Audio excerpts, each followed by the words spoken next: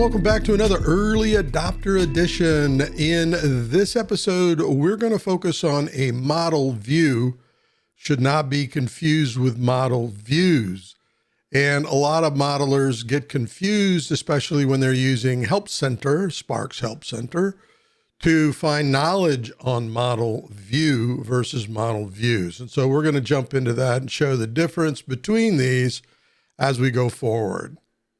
So when we're looking at model views versus model view or model view chart, which is what we're focused on in this episode, model views are essentially the root node, which is level 0, and the sub packages, level 1, only the level 1. So model views allows you to select various icons that permit you to understand what a particular namespace, a name package is focused on. So when we're looking at model view chart, and let's bring this up, make it a little larger, we're dealing with a specific element that's used that is allowed for you to query the data in your Sparx project. And later on, we may teach you how to query data in other separate, disparate Sparx projects, but allows you to query that. So let's get started.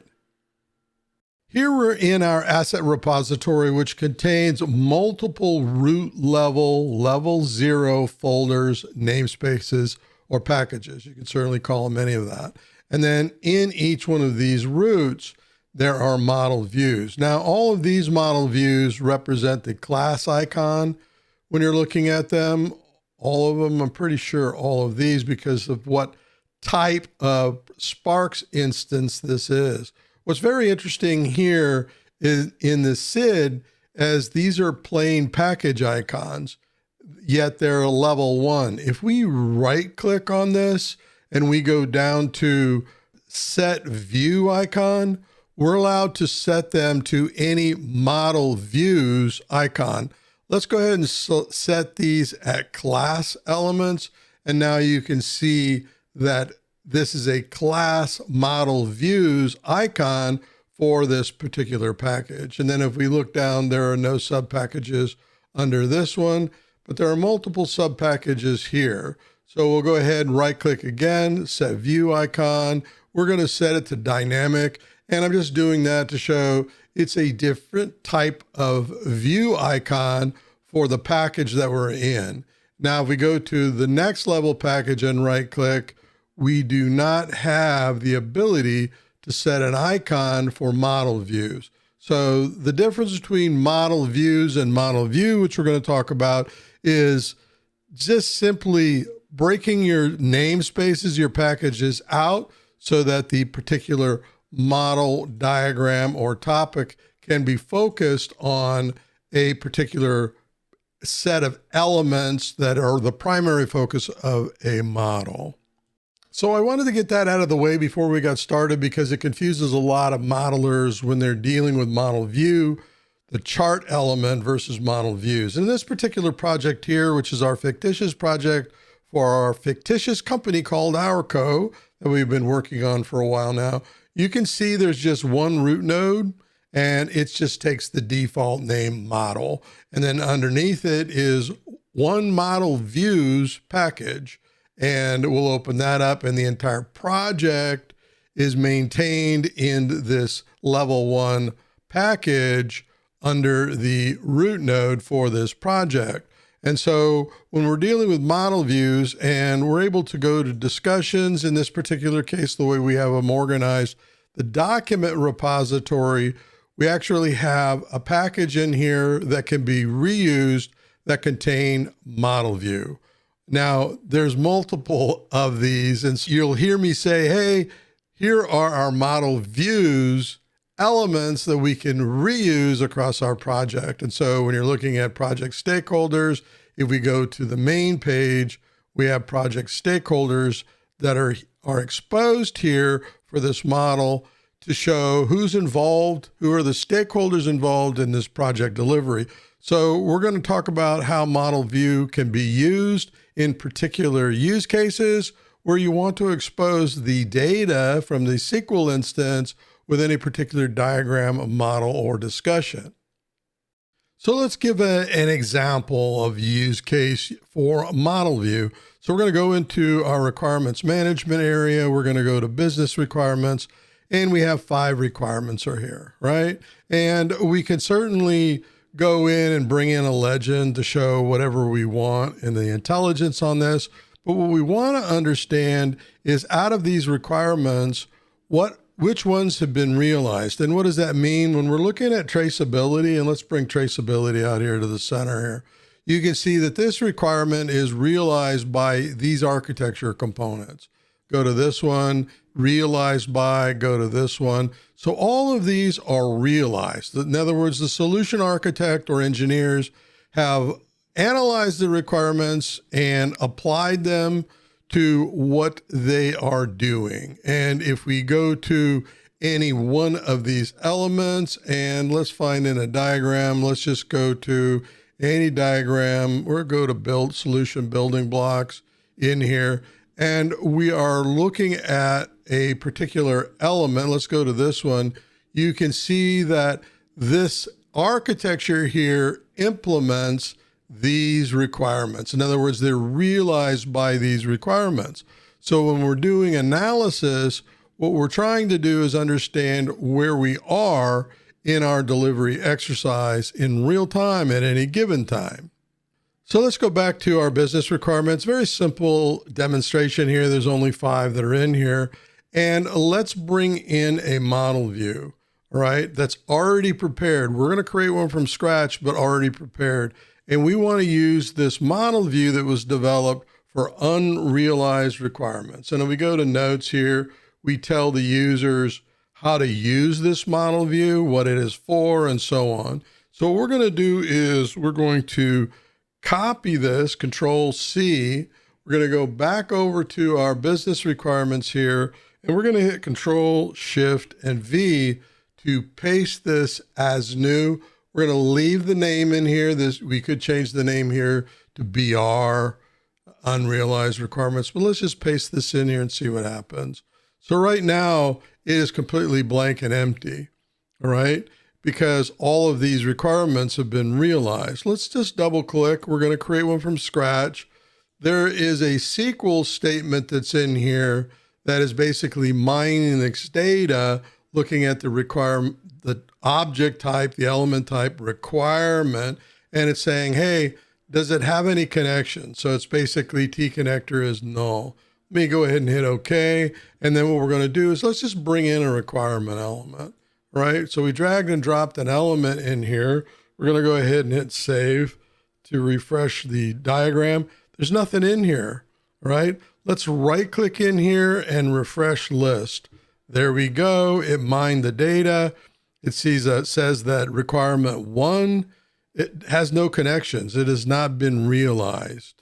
And with the traceability window up, if we select this requirement, you can see this requirement is not realizing or being implemented by any application, right? So let's go over and look at non-functional requirements. So this example here, we have a lot of requirements, and we bring in this particular model view. Let me move this over here, and it hasn't been refreshed in here. Let's refresh it and see what happens. Nothing. So why is that? Because it still is focused on business requirements. Let's go to the package for functional requirements. Because we're focused on this, right click and refresh. And here you can see that out of these requirements that are in here, these have not been realized. So they need to have work done on these requirements that the architects need to do to understand, well, what architecture building blocks are going to be supported by these requirements, if any of them, in this release. I'm going to go back to my common layout to put the traceability back where I like it, and it's going to configure it over on the right. So we've cleaned that up, all right? So now what we want to do is let's take a look at the SQL that's being used in this model view, right? So in here, Sparx will tell you, and you can hit help right here to get to the help center page on model view versus model views for more. All right, I'll let you do that on your own. In here, we wrote a SQL statement that basically says, hey, we want to look at the T-object table, global unique ID. We're not going to present it in our results. We just want to make sure that we have it in focus in our SQL. So we use the as class GUID. And then object name, let's move this over a little bit more. Object name, and then object type, and then as type, so TYPE, and then the T package name as package, all right? And then from the T object table, we're gonna left join to the T connector table, and on the T object table, we're going to look at the start and end connections. We're gonna join the package, T package in here, and then say, hey, on the T object package ID, we want it to be relevant to the T package ID. They need to equal because that's what we're looking on. Where the T connector ID is null. In other words, there are no connections that are relevant in this part of the query so far. And the T object type is requirement. We only want to be focused on the requirement type. And the T object package ID is, here we go, pound, package, pound. This basically is included in the Sparx language that basically says, hey, only on the package you're focused on, you are focused on. So we focus on this package, it's only going to query that, all right? And then we want the T object name to be in order, sorted, alphabetically ascending, all right? So that's very straightforward SQL statement. If we go back to the main cover page, you can see here we have a model view that wants to go out and tell us, well, who are the stakeholders that have been set to this? So in settings, we go to model types, we go to people. So these are the people that have been assigned to this particular project, all right? And then if we look at this, what it's doing is select the author name, roles as role, from the T authors table, and then we want to order the names ascending order, right? So very simple how you can mine the data to create a model view that can be used anywhere you want. Now you'll notice that in this one, it's not package specific, so we can reuse stakeholders in any other part of the project. It's looking at the entire database, looking at that project, and the authors that have been assigned to the project. So let's create our first model view. Usually what I do is I go over to the search engine here. I've shown you how to do this.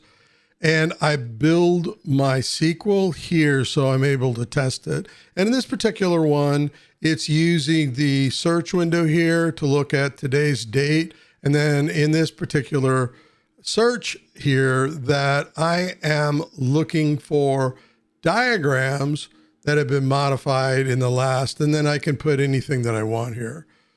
You can't use the search window in a model view. Instead, what you would create a model view that looks at diagrams 30 days back, right? And you would literally put 30 in here. But we're going to create something that's much simpler than that. So let me go ahead and close search, and we're going to go to model views. And there's lots of ways to bring up a model view. One of them is if you've got charts up, you have the chart toolbox. You'll see down here in dashboard as a chart, you have something called a model view. We're going to hit the space bar. We're going to go down to dynamic viewpoints, and we have model views here. All right. And then you can actually get to model views from any toolbox. So here we're in a class element toolbox. And if we go down, all the way down, that's why it's faster at the space bar, and go to dynamic views, there's model view right there. We can bring it in, and there are other ways. Typically, I'll either do it from the toolbar. If you go to discussions, you have model view that's available. If you go to repository, you have model view that's available. If we go all the way down here to in dynamic viewpoints, you have model view that's available here. All right. I typically use the space bar, and that's what we're going to do. So in a blank diagram or anywhere in this diagram, we're just going to hit the space bar. We're going to go to dynamic viewpoints, and we're going to select model view. And we get a blank model view, right? So scroll down, we'll just focus on this, right? And so I'm going to give it a name. I can give it a name later or now. I'll give it a name later. Let's go ahead and double click it. This dialog box opens up here, gives you an example of what SQL, and you can certainly copy this one and use this as your example, but we've gone ahead and created a simple SQL statement. And what we're trying to do here is find all of our working sets, all right? And their stereotype is EA working sets. So we're looking in the object type as type, the name, the author, and let's bring in the status, all right? From the T object table where the stereotype is E working set. So we've made that the filter, and let's go ahead and hit OK, right? And there you go. You created a working set that's basically saying, hey, here's all our working sets that were created by this author or authors, and they're in the proposed status. So when you're creating a model, you're creating working sets, you may want to take advantage of the status to say, hey, this is just a proposed working set. It's just used for research and development. And you'll have various reasons to set the status for your working sets as you're going forward. So if we look at an example of a working set right here, let's go ahead and double click it. You can see here's some working sets. EA working set is a stereotype. We can right click on this. We can go to properties, and in here, you can set the status to the Sparx default. It's implemented. It's mandatory working set. In other words, for the project, these are the items that are mandatory for a particular review or something like that, right? Enough of that. I'm going to cancel, and let's go back to our model views. All right, let's go ahead and double click this. Look at it again. You can modify your SQL any way you want, and you can certainly make it extremely complicated if you understand SQL, you have your DBA mine your data for you, and you say, hey, I want you to look for this data. And then you can also use AI. You can go into Grok, which is now my favorite, or ChatGPT, and you can say, hey, I'm using Sparx EA. Write a SQL that gives me these elements from these tables, and it will write the SQL for you. All right, we'll do that in a later episode. Go ahead and cancel. Let's come up here. Let's hit Function key 2 to edit this. There we go. I can't edit it, right? So go to Properties. There it is right there, all right? And then what we're going to do is call this Working Sets, or current or project working sets. There we go. All right. Let's refresh. And there you go. This working set has been named, and you can use it anywhere in your project. Congratulations. You just created your first model view, right? And you can go to properties. I forgot to mention this one, and you'll see down here, model view memo. If we open this up in the memo, this is a model view, and here's the source for the SQL. You can view it that way, or of course, if you double click it and you're authorized to do so, you can view the source SQL this way, all right? So I hope this video helped you get started. We're starting to advance in the My First series. Hopefully you've been following along, and nothing that I've said in this video will leave you behind. I'll have chapters down below, probably for those that understand model views versus model view. They can go right to the chapter on creating a model view, just to remind you how to create one and how to manage them. All right.